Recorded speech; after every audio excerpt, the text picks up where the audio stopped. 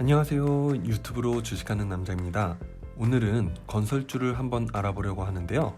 그 전에 제가 이전 영상에서 S&T 모티브 고점에 물리신 분들을 위한 물타기에 대해 설명을 드렸었는데요. 물타기를 진행하시기 전에 반드시 확인 부탁드리고 싶은 게 있는데요. 현재 본인이 소유하고 있는 종목이 몇 종목이 되시는지 확인해 주셨으면 좋겠습니다. 무슨 말이냐면 본인이 충분한 포트폴리오를 가지고 있는 상태인지 돌아보셨으면 하는 생각에 드리는 말인데요. 현재 분산 투자하고 계시면서 여유 자금이 있기 때문에 고점에 물린 S&T 모티브를 물타기 하시려는 생각이라면 시행해도 좋겠는데요. 혹시라도 본인의 포트폴리오가 갖추어지고 있지 않은 상태라면 물타기를 추천드리지 않고 싶습니다.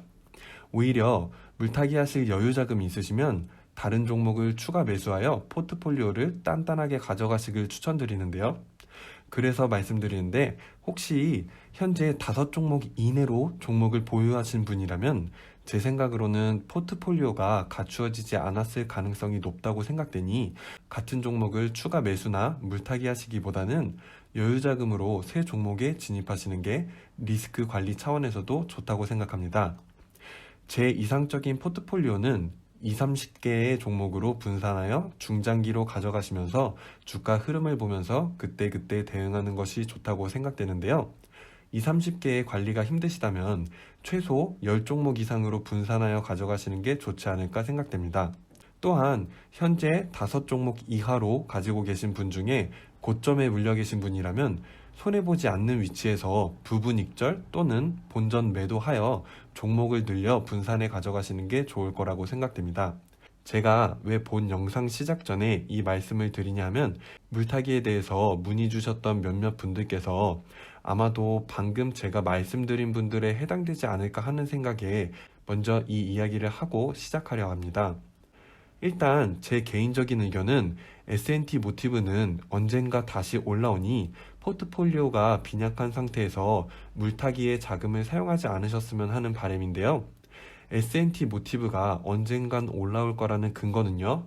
여러분, S&T 모티브에 투자하신 이유가 뭐죠? 설마 그냥 주변에서 추천해서라고 말씀하시진 않을 거죠? S&T 모티브는 여러 사업 분야 중에서도 전기차 모터 부분이 투자하는 가장 큰 이유가 되지 않을까 생각하는데요. 전기차의 앞으로의 전망, 여러분들 어떻게 보시나요? 전기차는 이제 시작했고, 제가 알기론 현재 전 세계 전기차 보급률이 아직 5%도 안 된 걸로 알고 있는데요. 물론 가까운 미래에 정책이 어떤 식으로 바뀌게 될지는 모르겠지만 현재 중국이 2035년까지 내연기관 차량을 퇴출시키겠다고 하였고 유럽연합은 2050년까지 CO2 배출량 제로를 목표로 하고 있는데요. 그렇다면 내연기관 차량이 서서히 전기차로 바뀌어 갈 테고 전기차 핵심 부품인 모터의 수요는 계속해서 올라가겠죠. 물론 전기차 모터를 생산하는 경쟁자가 더 늘 수도 있고 그 안에서 S&T 모티브의 경쟁력을 다시 한번 확인해 봐야 할 시점은 언젠가 오겠지만 제 개인적으로는 아직까지는 그런 걱정할 필요는 없다고 생각되거든요. S&T 모티브의 투자를 이어나가야 할지 말아야 할지는 앞으로 S&T 모티브의 실적을 봐가면서 생각해야 될 부분이지만 최소한 전기차의 보급률이 20%까지 올라갈 때까지는 그냥 잘 들고 가도 되지 않을까 하는 게 제 개인적인 의견입니다. 한마디로 정리하자면 현재 내 포트폴리오가 탄탄하게 다져져 있는 상태에서 S&T 모티브를 유망하게 생각하기 때문에 S&T 모티브의 비중을 늘릴 의도로 추가 매수를 고민하시는 거라면 이 기회에 비중을 늘려보시는 것도 좋을 것 같은데요. 만일 단기적으로 현재 고점에 물리셔서 지난 하락장에 큰 손실을 본 부분에 대한 두려움으로 물타기를 고민하시는 거라면 물타기를 추천드리고 싶지 않다는 게 제 개인적인 생각이고요. 덧붙여서 현재 자신의 포트폴리오가 탄탄하지 않고 S&T 모티브에 대량으로 고점으로 물려 계신 분이라면 일단은 그냥 관망하시고 본전이나 어느 정도 올라왔을 때 부분 익절 매도한 후에 포트폴리오를 점검하셔서 탄탄하게 안전 투자해 가셨으면 좋겠습니다. S&T 모티브에 대해서는 이렇게 추가 설명드렸고요. 이제 본제로 돌아와서 건설주에 대한 이야기를 해보겠는데요. 지난 2월 4일 주택공급 대책 발표로 인해 올해엔 건설주의 전망이 좋게 평가되고 있어서 건설주 하나쯤은 챙겨가도 되지 않을까 생각하는데요. 그래서 이름 한 번쯤 들어봤을 수 있을 법한 코스피에 상장된 건설주들을 추려서 가져와 보았습니다. 왼쪽부터 시총이 높은 순으로 현대건설, GS건설, 대우건설, IS동서, 대림건설, 동부건설을 가져와 비교해 보았는데요. 주가는 2021년 2월 26일 금요일장 종가 기준으로 초록색으로 표시해 두었습니다. 평가 기준을 쉽게 보기 위해 가장 우수한 상태를 빨간색, 우수한 상태를 노란색, 보통을 흰색, 나쁜 상태를 파란색으로 표시해 두었습니다. 그럼 하나하나 비교해 보도록 하겠습니다. 우선 과거 1년간 주가 최고점을 비교해 보았는데요.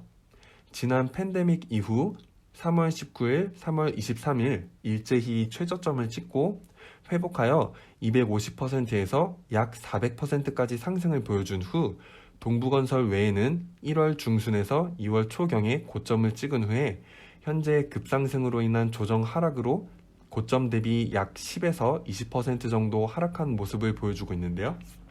그렇다면 우리는 최저점에서 최고점까지가 현 시점에서 단기간에 해당 종목의 상승 여력이라고 임의로 기준을 두었을 때 최고점에서 가능한 많이 내려와 있고 최저점에서 가능한 가장 낮은 포지션에 있는 종목이 앞으로 최고점까지 다시 돌아간다고 했을 때 가장 이익률이 높지 않을까 생각해 볼 수 있겠는데요.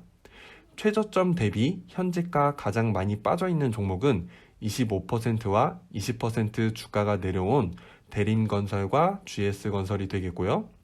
최저점 대비 현재가 가장 낮은 포지션에 위치해 있는 종목은 GS건설이 되겠습니다. 그러므로 단순히 현 시점에서 최저점과 최고점을 두고 이야기했을 때 추후 가장 큰 이익을 기대할 수 있는 종목은 현재로선 포지션이 낮은 종목인 GS건설, 대림건설, 대우건설, 현대건설, 동부건설, IS동서 순이 되지 않을까 생각해 봅니다.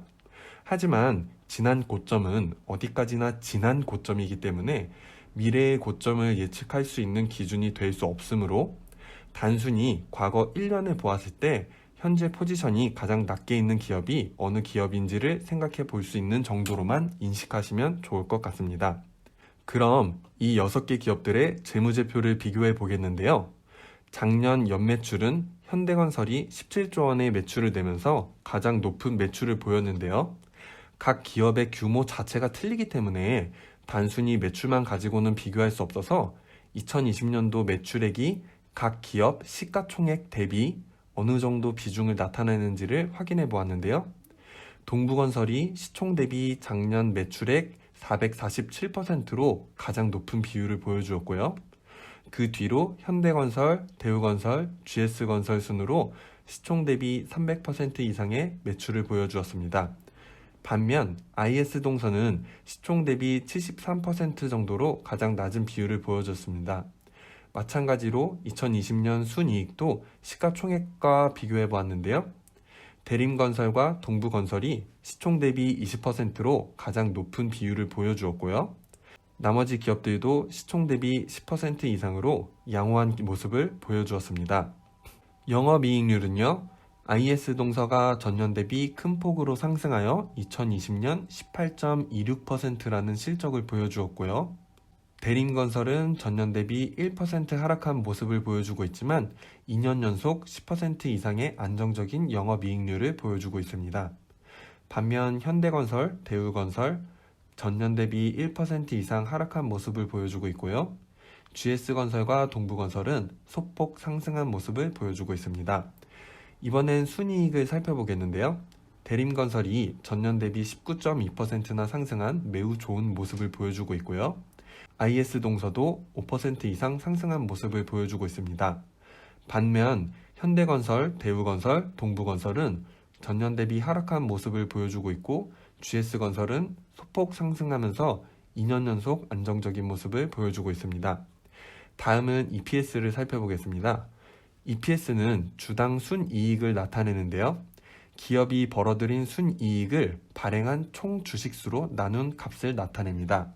쉽게 말해서 EPS는 높은 수치일수록 좋다고 보시면 되겠습니다.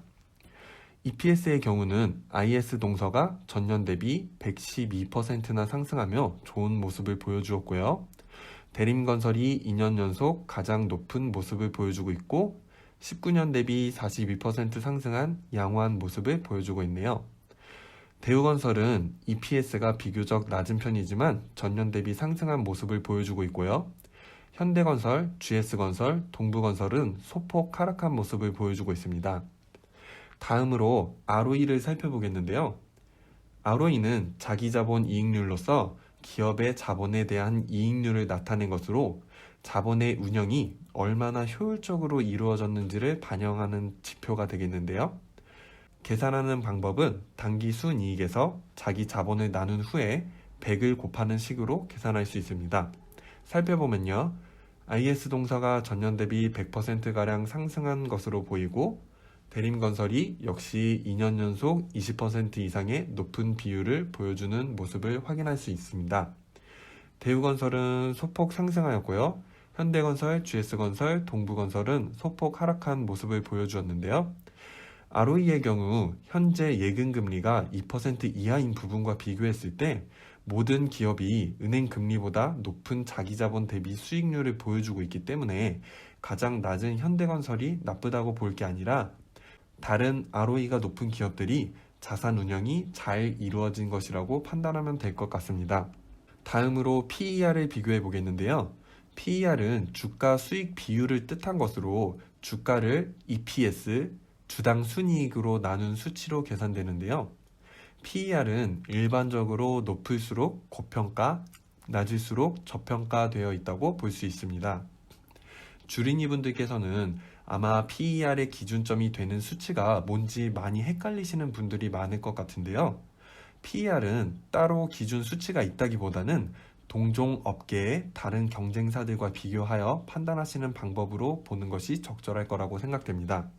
더 쉽게 말하면 예를 들어 오늘 가져온 6개의 기업의 PER을 살펴봤을 때 낮게는 3배에서 높게는 16배의 모습을 보여주고 있으니 그 중간인 9배 정도가 대략적인 기준점으로 그 이상이면 상대적으로 고평가, 그 이하이면 상대적으로 저평가되어 있다는 방식으로 생각해 보시면 좋을 것 같습니다.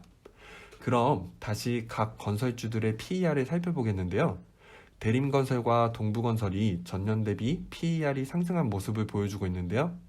그렇다 하더라도 다른 경쟁사들과 비교해 가장 낮은 수준으로 보이고 있으니 두 기업은 다른 기업들에 비해 상대적으로 저평가되어 있다고 볼 수 있겠습니다. 반대로 IS 동서의 경우 2020년 PER 약 12배로 높은 편에 속해 있었지만 작년 대비 23% 하락한 모습을 보여주고 있어서 고평가에서 적절한 평가로의 이동이 되었다는 방식으로 생각해 볼 수 있겠습니다. 반면에 현대건설의 경우 PER이 전년 대비 39% 상승하면서 다른 경쟁사들에 비해 고평가되어 있다고 볼 수 있겠습니다. BPS는요, 주당 순자산 가치를 나타내는데요. 총 자산에서 기업의 부채를 빼고 남은 순자산을 발행 주식수로 나눈 수치를 말하고요. BPS가 높을수록 수익성이나 재무 건전성이 좋다고 볼 수 있겠습니다. 이 부분은 기업의 규모에 따라 상이한 부분이 될 수 있으니 수치를 다른 기업과 비교하기보다는 전년 대비 얼마나 상승했는지를 살펴보는 것이 좋을 것 같은데요. 대림건설이 전년 대비 18% 상승으로 가장 좋은 모습을 보여주고 있고요. 그 뒤로 IS 동서와 대우건설이 10% 이상 상승하며 마찬가지로 좋은 모습을 보여주고 있습니다. 그 뒤를 이어서 GS건설, 동부건설이 7% 상승한 모습을 보여주고 있고요. 현대건설이 3% 소폭 상승한 모습을 보여주고 있습니다. 마지막으로 PBR을 살펴보겠는데요. PBR은 주가 순자산 비율로 주가를 순자산 가치로 나누어 보았을 때 한 주당 순자산에 비해 주가가 몇 배로 거래되고 있는지를 확인하는 지표입니다. 일반적으로 PBR이 1 미만일 경우 증시에서 저평가되어 있다고 볼 수 있겠는데요. IS 동서와 대림건설이 이를 약간 상회하는 모습을 보여주고 있지만 그렇다고 해서 아직까지 그 수치가 그렇게 높은 편은 아니라고 생각됩니다. 그리고 그 외 나머지 기업들은 1 미만으로 재무적인 면에서 저평가되어 있다고 볼 수 있겠습니다. 추가적으로 임의로 각 기업들에 100만 원을 투자한다고 하였을 때 최근 증권사 보고서 목표가 기준으로 어느 정도 수익을 낼 수 있을지 시뮬레이션을 해보았는데요. 단순하게 증권사 목표가 기준으로 계산하였을 경우 GS건설과 대우건설이 40% 이상의 수익률로 가장 높은 수익률을 보여주었고요. 그 뒤로 현대건설, IS동서, 대림건설이 30% 이상의 수익률을 보여주고요. 마지막으로 동부건설이 23%의 수익률을 보여준다고 시뮬레이션 해볼 수 있겠는데요. 이건 어디까지나 이미지를 그리기 위한 시뮬레이션에 불과하다는 점 꼭 인지해 주시길 바랍니다. 여기까지 건설주 6개의 기업을 살펴보았는데요. 이 중에 한 기업에 투자를 한다면 여러분은 어떤 기준으로 기업을 고르시겠나요? 증권사의 목표가는 어디까지나 목표가고 현재 실적이 부진하던 회사가 올해 실적이 좋아질 수도 있고 반대로 현재 실적이 좋은 회사가 올해엔 부진할 수도 있고 그뿐만 아니라 정책이라든지 국내외 요소로 주가의 변동은 누구도 예측할 수 없기 때문에 기업을 선정하는 기준을 어디에 둬야 할지는 개개인의 판단이 중요할 거라고 생각되는데요.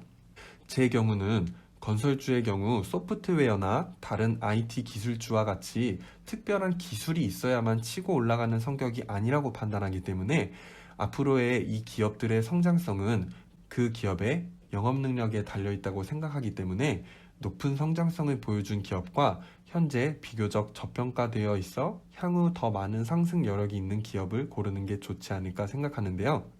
그런 의미로 저는 오늘 준비한 표에서 가장 빨간색을 많이 나타내는 대림건설을 가장 좋게 보고 있는데요.